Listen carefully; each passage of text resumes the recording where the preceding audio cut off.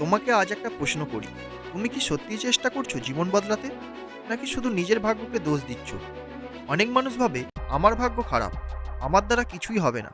কিন্তু সত্যিটা হলো মানুষের জীবন তার ভাগ্য দিয়ে নয়, তার চিন্তা দিয়ে বদলে যায়। এবার নিজেকে প্রশ্ন করো, আমি কোন জায়গায় দাঁড়িয়ে আছি? এই পৃথিবীতে হাজার হাজার সফল মানুষ আছে যারা নিজেদের চিন্তাভাবনা পাল্টে নিজের সীমা পার করে নিজেকে সফলতার শিখরে পৌঁছেছেন। তুমিও পারবে। আজ থেকে যে সীমায় তুমি আটকে আছো, ওটাই তোমার সত্যি শেষ সীমা মনে করে নিজেকে দরিদ্র নামের তকমা বানিয়েছো।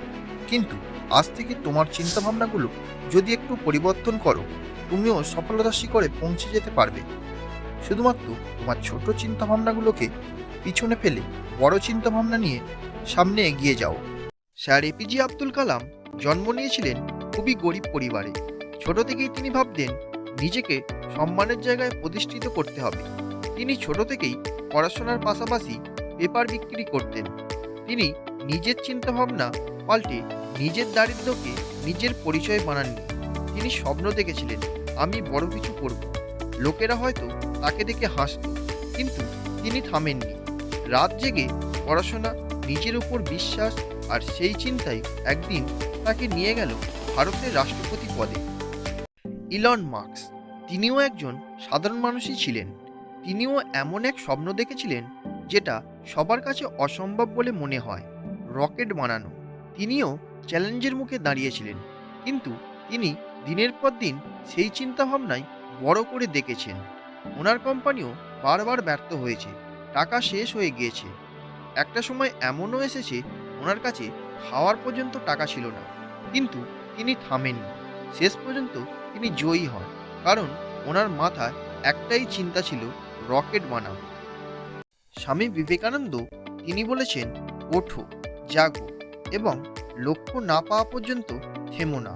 তিনি বিশ্বাস করতেন মানুষের সবচেয়ে বড় শক্তি তার ভেতরে এবং চিন্তা ভাবনায়। কিন্তু আমরা নিজেরাই নিজেদের দুর্বল ভাবি, নিজেরাই নিজেদের স্বপ্নকে মেরে ফেলি। তোমার মস্তিষ্ক একটা প্রোগ্রামের মতো।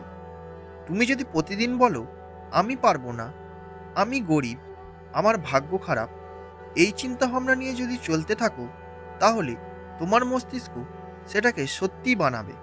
কিন্তু তোমার চিন্তাভাবনা পাল্টে যদি বলো, আমি শিখব, আমি চেষ্টা করব, আমি সফল হব, তাহলে ধীরে ধীরে তোমার জীবন বদলাতে শুরু করবে। দুজন মানুষ, একজন প্রতিদিন অভিযোগ করে সময় নেই, সুযোগ নেই, আর একজন প্রতিদিন চেষ্টা করে, আজ আমি কি শিখলাম, আজ আমি কি উন্নতি করলাম। 1 বছর পর তাদের জীবন কি এক হবে? কখনোই না।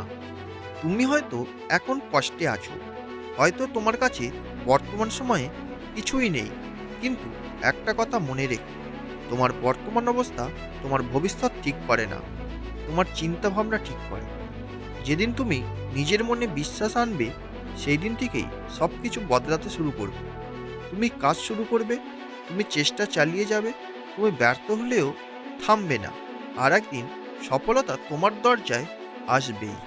ভিডিওটা যদি তোমার মনে একটু হলেও আগুন জ্বালাতে পারে, তাহলে সাবস্ক্রাইব করো, কারণ তোমার চিন্তাভাবনা বদলে সফলতার যাত্রা আজ থেকেই শুরু।